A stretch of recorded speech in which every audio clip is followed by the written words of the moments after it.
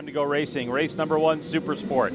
That light goes off. Look for Bobby Fong on row number 4. He was in 10th spot, and a good launch from PJ Jacobson, the number 99, on that Celtic HSBK Racing Yamaha. PJ peels it into turn 1 with the lead. There's some guys getting close. Did Bobby Fong just come from row 4? He's fourth place. Me? Fourth place for Bobby Fong as he goes up over the top into turn 2. I'll tell you right now, if Hayden Gillum looked behind him and saw Bobby Fong, he'd probably be pretty surprised.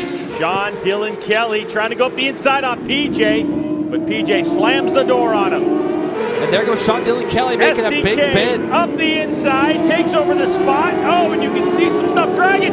They touch off into the grass goes SDK. No big deal for Sean Dylan Kelly. He'll tip it back over even though there was dirt on those slicks. Best points bank position he was for a moment. Now SDK goes underneath them. But the fight back. Oh, and they touch. That's contact. No question about that. So Hayden Gillum forcing the issue. Jay, we talked about it top of the show. Gonna be a little dicey in this one. Supersport racing as close as you like it. All the while, PJ's hanging back going, what's going on, fellas? Here you go, Greg. This is going to be from 9 to 10. If you leave that door open ever so slightly in Supersport, somebody will come down the inside of you, and Bobby Fong does just that. He commits that line, commits to going up underneath PJ, and you can see PJ's had to see him shaking his head because he's had this happen and seen it happen already in front of him probably 3 or 4 times. Yeah, Bobby Fong made that move, and you could tell he wasn't settled into his body position until he was at full lean angle. Here we go. Hayden Gillum trying to go up underneath in a very sketchy part. Really clean pass. Bobby's going to fire it right back up underneath him, though. Oh, they nearly touched. Bobby's trying to get on the gas. He looks over at Gillum and says, I'm right here. So Fong and Gillum going after it. SDK trying to make a move. PJ hanging back, so's Bryce Prince. The last couple races, onto the front straightaway we go, and a pass for the lead, and Hayden Gillum will be credited with that. Is Bobby Fong going to try to pass him back? No. So Gillum back to the point. When you're tipping into this corner, Greg, you cannot. Down! Big crash. Hayden Gillum. Down goes Hayden Gillum. Oh no! So Gillum is down and out of this one. The bike goes tumbling. He's going to realize, you see, he lost it really early. Hayden runs lines where he runs in from the outside of the track and opens up the entry a little bit more than these guys. We've seen that all year.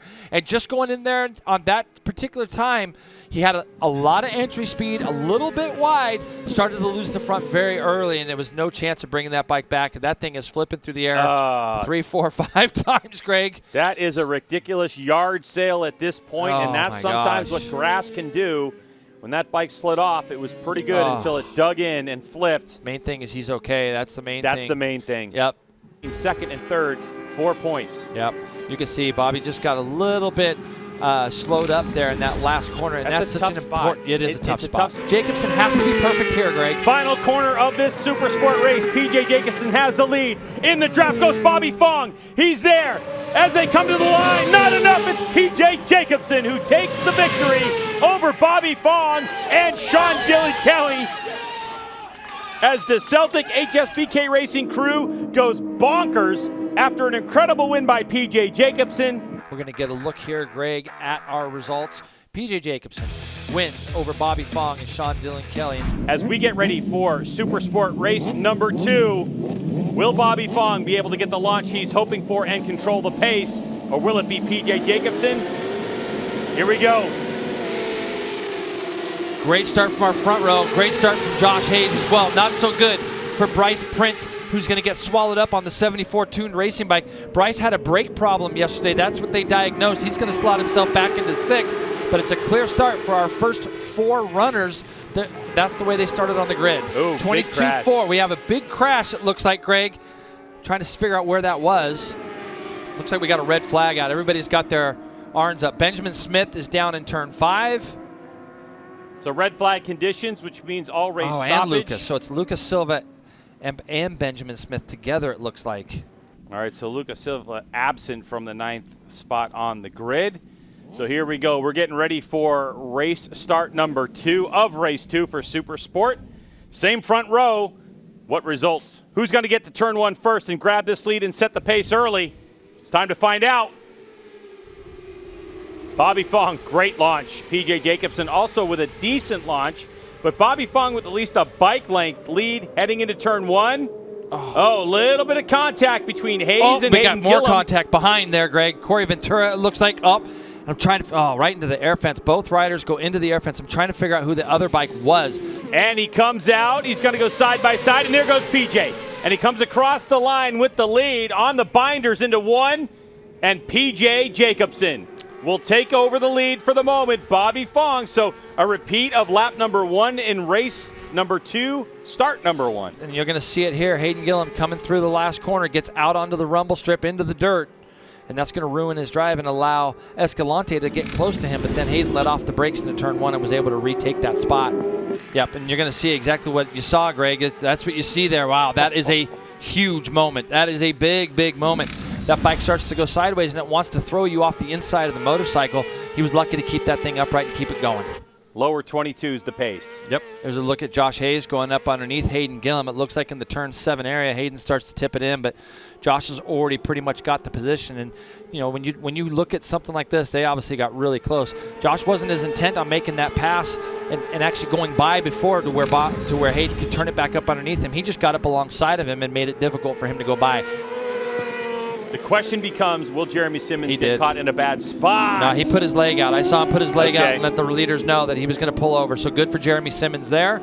And he's got two. Oh, just behind, Sean Dillon Kelly has crashed coming out of turn 5, Greg. A mistake we have not seen this guy make at all this year. Not happy at all with how it unfolded. I wonder, I don't know what happened there. Yeah, I don't know. It doesn't look like he's blaming himself for this one. It doesn't look like that, although SDK, Sean Dillon Kelly, down on this one. He was riding the motorcycle, trying to keep it upright. Let's see what we can see. Yeah, him and Hayden Gillum got together. That was weird. Yep, nope, it looked like they got together, and it probably just hit his handlebar. It's Yamaha versus Suzuki. Californian versus New York, and Bobby Fong trying to go up the inside and force the issue.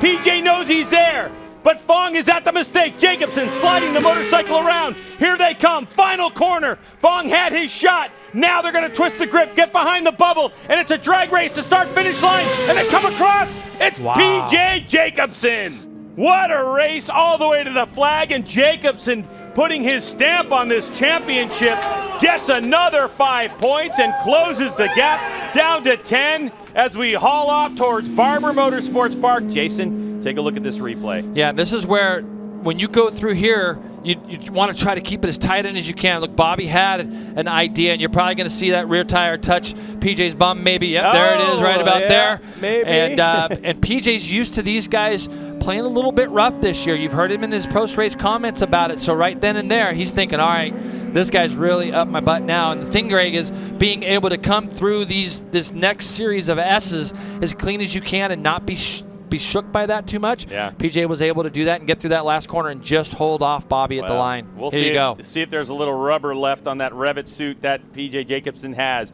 But it was this move that Bobby Fong just couldn't quite get it done. There's the difference between first and second place. That's what 28 thousandths of a second looks like.